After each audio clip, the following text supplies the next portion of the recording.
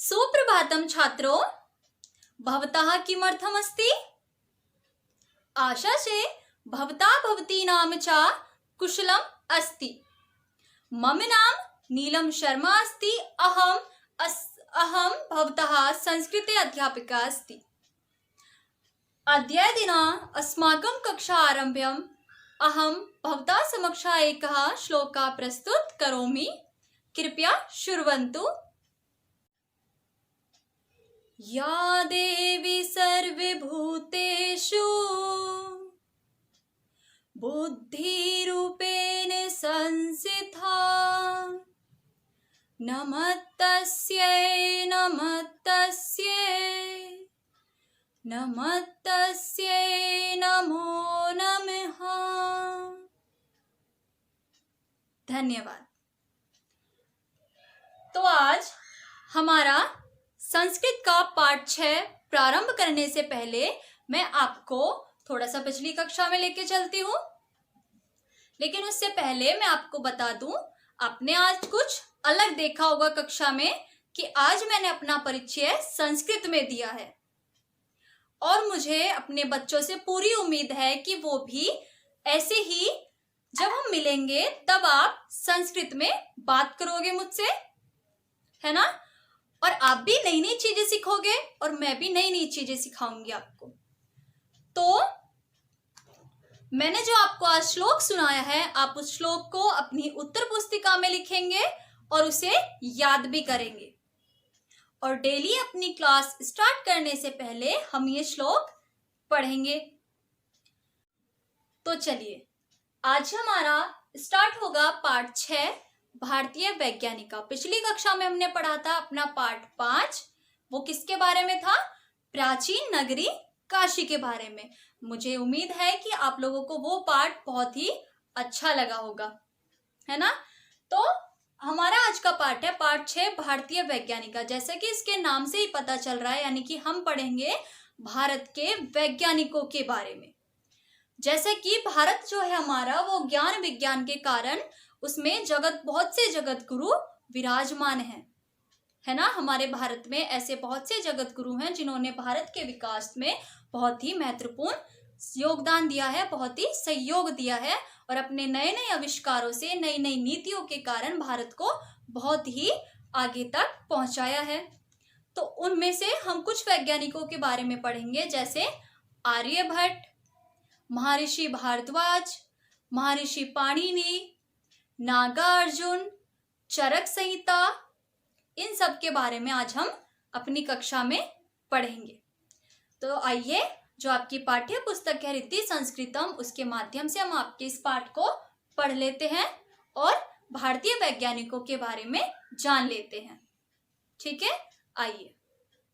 चलिए, यह है आपका 6वां पाठ भारतीय वैज्ञानिका। आरंभ करते हैं। भारतम ज्ञान विज्ञान कारणादेव जगत गुरुः पदे विराजते। भारत अपने ज्ञान और विज्ञान के कारण जगत गुरु के पद पर विराजमान था। यदा संसारे जनः, जब संसार में लोग वनेषु गुहासु वसंती, जब संसार में लोग वन और गुफाओं में रहते थे, तदा भारते सिंधौ नदी तटे विकसिता आसीत्। तब भारत सिंधु नदी के तट पर विकसित था। तदा अत्र जनाः नगरेषु वसन्ति स्मः। तब यहाँ के लोग नगरों में रहते थे। यदा अन्यत्र जनानाम् अक्षर ज्ञानमपि न आसीत्, तदा अत्र जनाः संस्कृत भाषायाः व्यवहरन्ति स्मः। इसका अर्थ है, जब विश्व के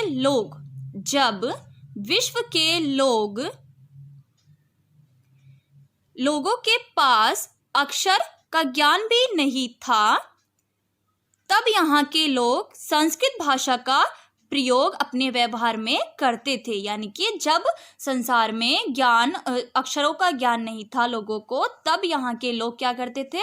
संस्कृत भाषा का प्रयोग करते थे। तदा संसारस्य प्राचीन ग्रंथस्य ऋग्वेदस्य रचना जातः।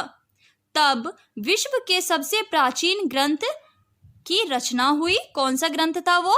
ऋग्वेद। ऋग्वेदः ज्ञान विज्ञानो भंडारे वर्तते। ऋग्वेद ज्ञान विज्ञान का भंडार माना जाता है। विज्ञानस्य सर्वासां शाखानां वर्णनम ऋग्वेदे वर्तते। विज्ञान की यानी कि विज्ञान की सभी शाखाओं का वर्णन ऋग्वेद में उपलब्ध है, यानी कि ऋग्वेद में पाया जाता है। यदा अन्यत्र जनः विज्ञान शब्देन अपि परिचितः न आसन् तदा अत्र विज्ञानस्य सर्वाः शाखाः उपलब्धाः आसन्। इसका अर्थ है, जब अन्य स्थानों के लोग विज्ञान शब्द से परिचित नहीं थे तब यहाँ विज्ञान की सभी शाखाएं उपलब्ध थी। अस्माकं संस्कृत साहित्ये विज्ञानस्य सर्वासां शाखानां वर्णनम अस्ति। हमारे संस्कृत साहित्य में विज्ञान की सभी शाखाएं वर्णित हैं या उनका वर्णन मिलता है किसमें? हमारे संस्कृत साहित्य में। आगे है आपका पुराकाले संस्कृतम वार्तालापस्य भाषा आसीत्। प्राचीन काल में संस्कृत ही बोलचाल की भाषा थी। इसका अर्थ है कि जो हमारा पुरा काल था, जो हमारा प्राचीन काल था, उसमें केवल लोग आपस में संस्कृत भाषा में ही बातचीत करते थे। अतः विज्ञानस्य सर्वे ग्रंथाः संस्कृते एव लिखितः। इसीलिए विज्ञान के सभी ग्रंथ संस्कृत में ही लिखे गए हैं। आगे देखेंगे, संस्कृते साहित्ये आयुर्वेदः, शल्य चिकित्सा, पशु चिकित्सा, भ्रूण विज्ञानम, सैन्य विज्ञानम, रसायन विज्ञानम, वनस्पति विज्ञानम, भूगर्भ विज्ञानम, अंतरिक्ष विज्ञानम, वास्तुशास्त्रम, धनुर्विज्ञानम, यांत्रिकी विज्ञानम, गणितम, रत्न विज्ञानम और ज्योतिर्विज्ञान आद्य संति। इसका अर्थ है कि प्राचीन काल में जो संस्कृत साहित्य में आयुर्वेद, शल्य चिकित्सा, पशु चिकित्सा, भ्रूण विज्ञान, सैन्यवाद, रसायन विज्ञान, वनस्पति विज्ञान, भूगर्भ विज्ञान, अंतरिक्ष विज्ञान, यानी कि जितने भी हमारे ये विज्ञानों के बारे में दिया गया है, ठीक है, इनसे संबंधित पुस्तक है किसमें? संस्कृत साहित्य में। ठीक है, जितने भी आपको ये यहाँ पर विज्ञान दिए गए हैं, जैसे आयुर्वेद हो गया, पशु चिकित्सा हो गया, भ्रूण विज्ञान हो गया, इन सभी की पुस्तक इन सभी की पुस्तक संबंधित है। ठीक है, संस्कृत विज्ञान से, साहित्य से, सॉरी। आगे है आपका आर्यभट्टः, वराहमिहिर, कणादः, ब्रह्मगुप्तः, पराशरः, सुश्रुत, चरकः, शालिहोत्रः, नागार्जुनाद्य ऋषयः विज्ञानस्य सिद्धान्तं प्रतिपादितवन्तः। आर्यभट्ट, वराहमिहिर, कणाद, ब्रह्मगुप्त, पराशर, सुश्रुत, चरक, शालिहोत्र, नागार्जुन आदि ऐसे ऋषियों ने विज्ञान के विभिन्न सिद्धांतों को प्रतिपादित किया है। ठीक है, यानी कि विज्ञान के ऐसे बहुत से सिद्धांतों को इन्होंने प्रतिपादित किया है, दर्शाया है। अधुना वैज्ञानिकाः यांत्रिसूत्राणि यानी सिद्धांतानि च प्रतिपादयन्तः सन्ति।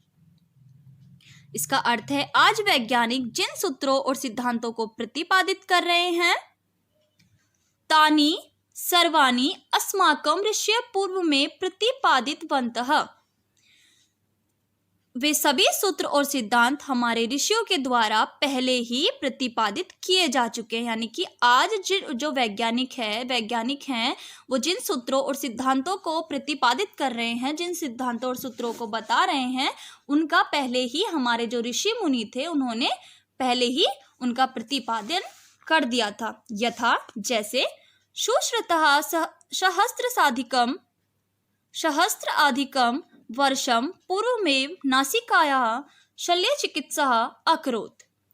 जैसे हजारों साल पहले सुश्रुत नाक की सर्जरी कर चुके थे। ठीक है, सुश्रुत जो वैज्ञानिक थे वो नाक की सर्जरी कर चुके थे। कब?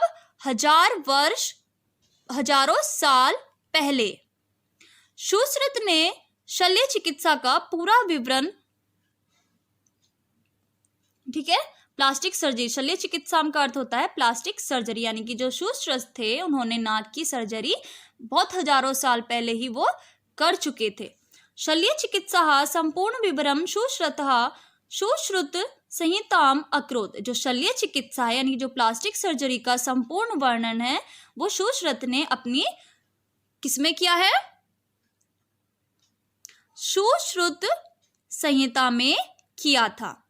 चरक संहिताम विभिन्नानाम रोगानाम कारणम निदानम च चरकेन प्रतिपादितम।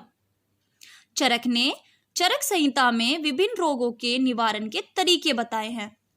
चरक संहिता इति आयुर्वेदीय ग्रंथः न केवल प्राचीनतम परम श्रेष्ठतम अपि। जो चरक संहिता है वो न केवल आयुर्वेदिक ग्रंथ है बल्कि प्राचीनतम सबसे श्रेष्ठ ग्रंथ है। महर्षि चरकः कथयति। महर्षि चरक ने कहा था पंचभूतात्मक ही देह पंचना देहस्य इंद्रियाणि इंद्रिय निग्रह च स्वस्थ आचरणम। यह शरीर 5 तत्वों से मिलकर बना है। आप सभी को पता है कि हमारा शरीर 5 तत्वों से मिलकर बना है। इस शरीर की 5 इंद्रियां हैं। स्वास्थ्य आचरण द्वारा इंद्रियों पर नियंत्रण किया जाता है। मैं आपके इस चैप्टर को 2 पार्ट में डिवाइड कर रही हूं, तो आप इसे 2 बार करके देखेंगे, ठीक है। ये यहां तक हम पहले पार्ट में पढ़ चुके हैं। अभी मैं आपको दोबारा इसका दूसरा पार्ट पढ़ाने वाली हूं, तो आप उसे भी देख लेंगे, ठीक है। आर्यभट्ट से हम अपना पार्ट 2 स्टार्ट करेंगे। क्योंकि आपका ये चैप्टर बड़ा है तो मैं इसे आपके लिए 2 पार्टों में डिवाइड कर रही हूं। चलिए अब हम इसका पार्ट 2 एक बार देख लेते हैं। आइए।